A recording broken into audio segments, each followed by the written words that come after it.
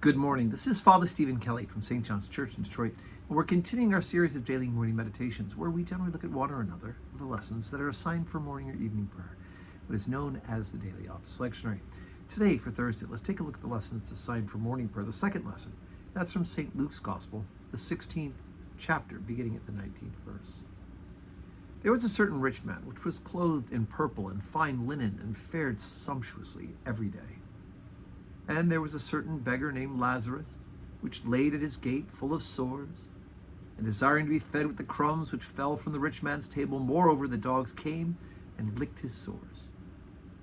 And it came to pass that the beggar died, and was carried by the angel into Abraham's bosom, and the rich man also died and was buried.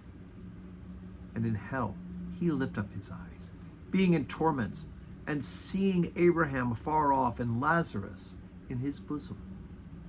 And he cried and said, Father Abraham, have mercy on me, and send Lazarus, that he may dip the tip of his finger in water and cool my tongue, for I am tormented in this flame.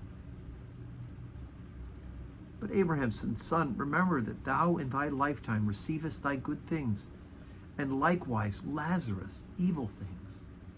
But now he is comforted, and thou art tormented. Besides all this, between us and you there's a great gulf fixed, so that they which would pass from hence you cannot, neither can they pass to us that would come from thence.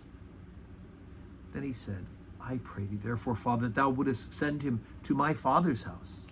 For I have 5 brethren, that he might testify unto them, lest they also come into this place of torment.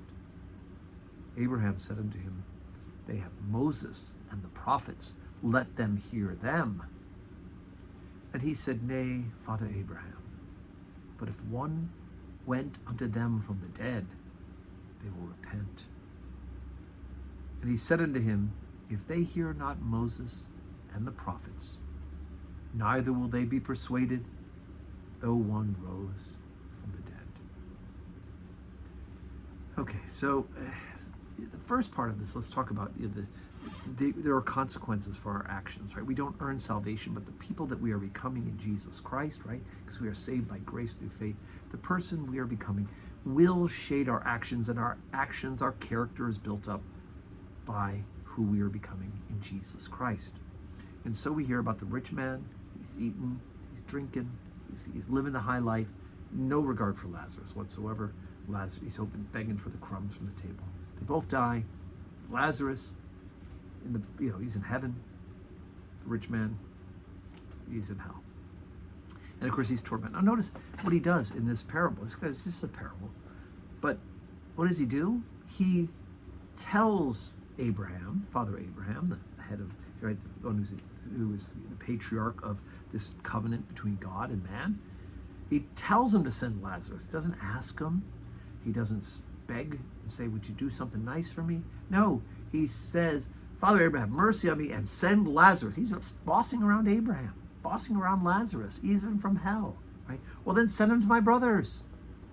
And of course, he has not learned that humility and kindness might go further.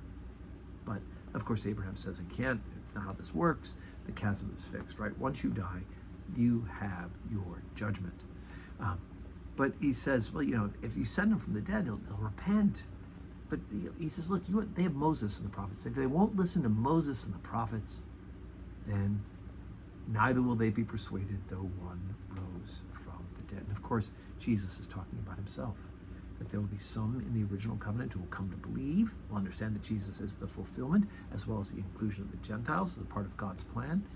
But those who aren't really hearing Moses and the prophets, those who are not really living the life of the original covenant, many of them, because they're not listening to that, will also not be persuaded by the resurrection. And we know that that is true as well. So today's Thursday. We have 10:30 Holy Communion today, 4 o'clock evening prayer. I hope you can join us for one or the other or both. Come pray with us. If not, do so here on the live stream. Pray with us and know that we are praying for you. And may God grant you a Thursday that is full of blessing.